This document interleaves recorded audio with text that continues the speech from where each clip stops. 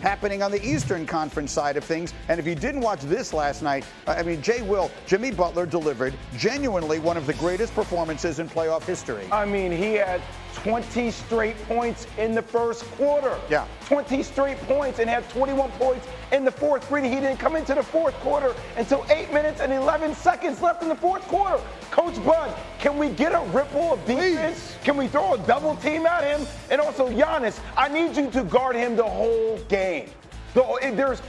Half this team is undrafted, Greeny. I'm sorry I'm talking over the highlights. No, go. Half this Miami team is undrafted. The highlights are Jimmy Butler scoring 56 points. That's all you need to know about the highlights, and putting the #1 seed Milwaukee Bucks, who have the best record in the entire NBA and were most people's favorite to win the championship when the playoffs began, including mine, putting their back squarely against the wall. And it looked to me, Alan, like you have a lot of questions about the way Milwaukee handled. Yeah, I mean, we could talk about how great it was to see Jimmy Butler perform like that. Playoff Jimmy has given us these kind of moments, but I'm with Jay. They double-teamed him 4 times.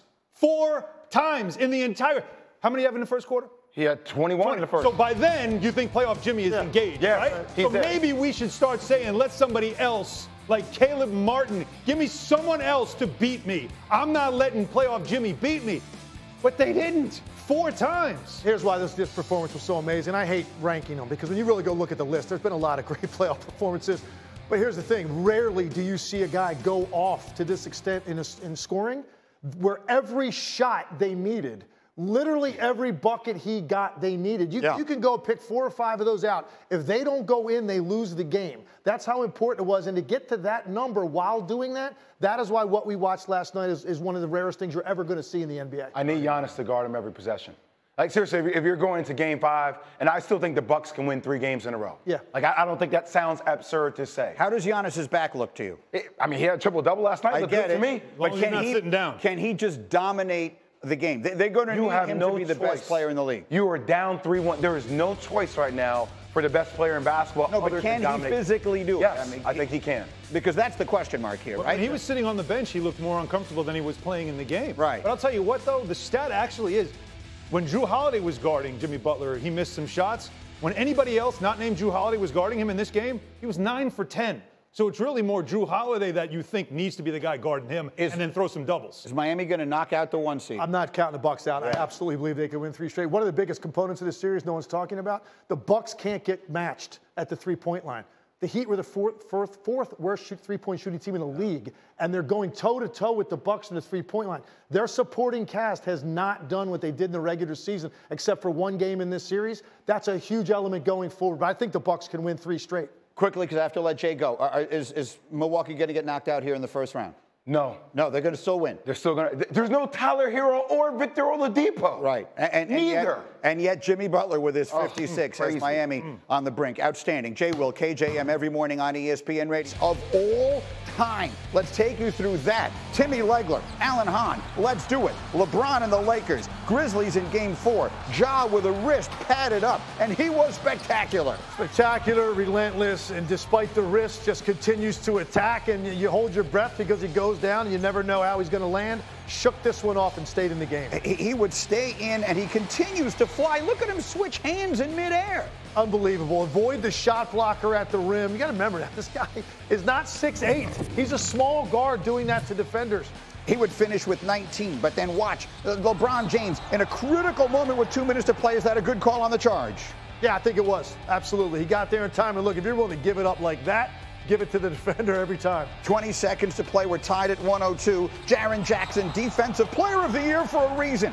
He muffs Rui Hachimura. Now we're going the other way. Desmond Bane makes the bucket. Grizzlies by 2 with 6 seconds left. So where do you go? Lakers, maybe the season on the line. LeBron, 3, 2, 1, and he's got it. What a shot, legs. Unbelievable finesse going full speed to get this thing that high off the glass, that soft, just over the fingertips of Jaren Jackson. Sends it to overtime because Anthony Davis would block the shot. By the way, this heave from LeBron goes in. If it counts, it's the greatest play ever. But to overtime we go. Just over a minute left. Lakers up by 1. Anthony Davis on the offensive board after Ja Morant knocks this one down. Grizzlies within 2. It would be Anthony Davis on the other end. Yeah, great attack by Reeves. Draws 3 guys. Anthony Davis finds the gap. Uses that 6'11" frame to tip it in. And then LeBron would have just enough on this night night, LeBron 22 points, 20 rebounds, 7 assists. The Lakers get it done at home in overtime. They take a 3-1 lead in the series.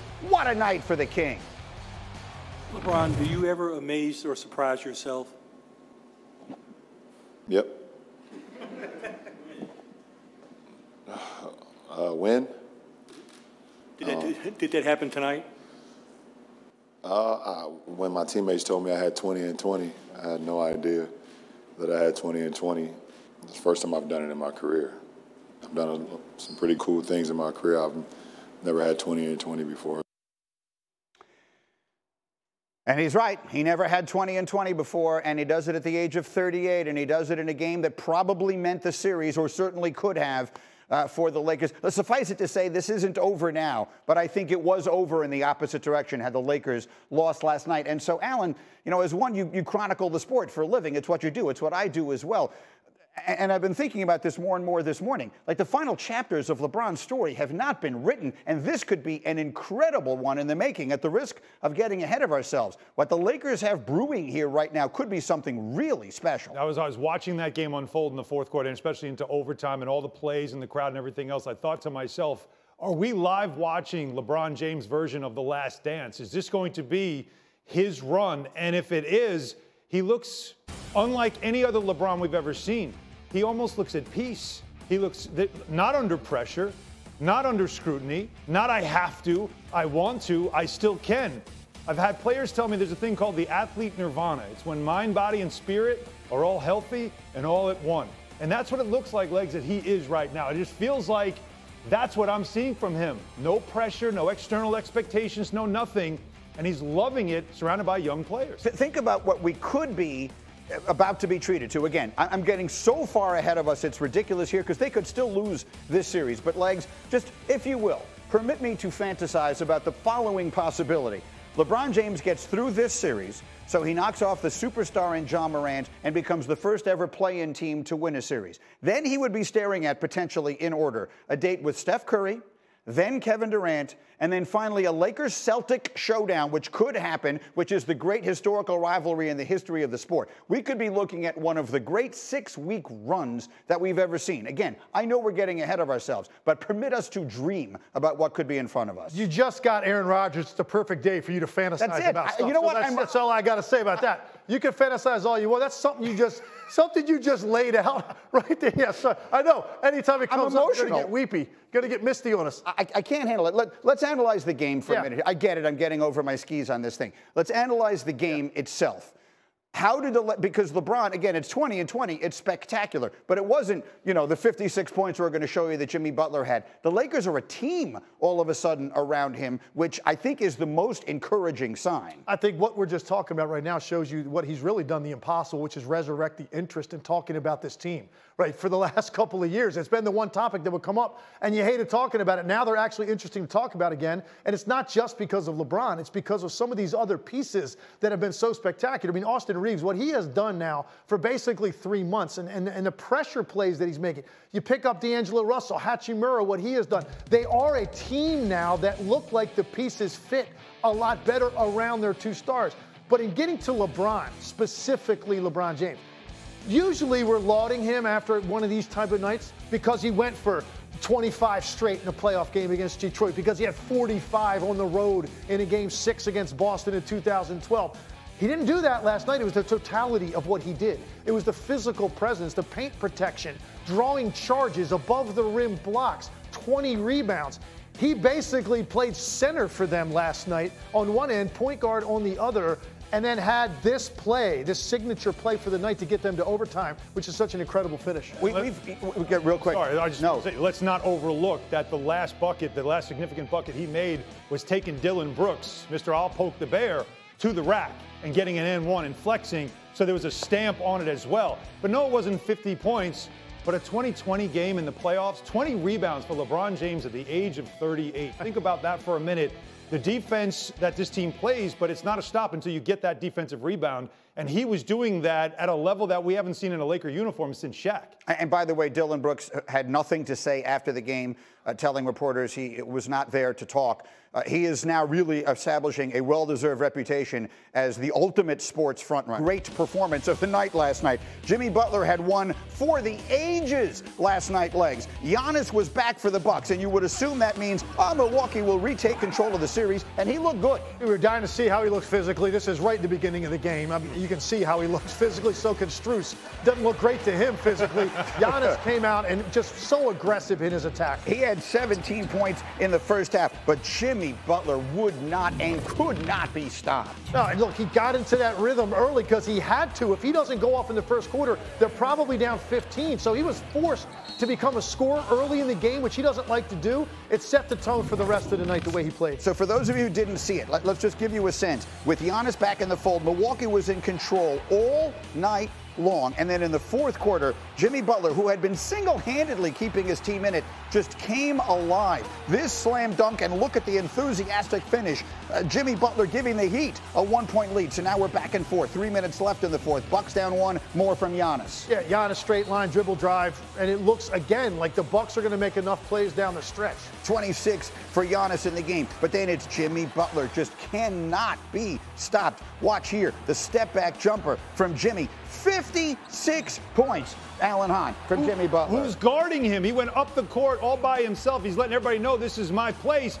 But somebody's got to stop him. He's the hottest guy on the court.